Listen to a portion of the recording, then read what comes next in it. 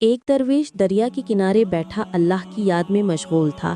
سورج ڈھل چکا تھا، دریا کا پانی سنہری روشنی میں چمک رہا تھا۔ اسی دوران ایک مچھلی پانی سے نکل کر کنارے پر آ گری اور تڑپنے لگی۔ درویش نے دیکھا، اس کے دل میں خیال آیا، یہ اللہ کی مخلوق ہے، اس کی جان میرے ہاتھ میں ہے۔ اس نے ہاتھ بڑھایا، آہستہ سے مچھلی کو اٹھایا اور واپس پانی میں ڈال دیا۔ پانی کے چھینٹے اڑے جیسے دریا نے شکر ادا کیا ہو۔ اسی لمحے درویش کے دل میں ایک آواز گونجی، اے میرے بندے، جس طرح تو نے میری ایک کمزور مخلوق پر رحم کیا، اسی طرح قیامت کے دن میں بھی تجھ پر رحم کروں گا۔ درویش کی آنکھوں سے آنسو بہنے لگے، اس نے سر سجدے میں رکھ دیا اور بولا، اے رب، تیرے رحم کے آگے میری عبادت کچھ بھی نہیں۔ سبق: رحم، محبت اور خیر خواہی صرف انسانوں کے لیے نہیں، اللہ کی ہر مخلوق کے لیے ہونی چاہیے، کیونکہ اللہ رحم کرنے والوں پر رحم کرتا ہے۔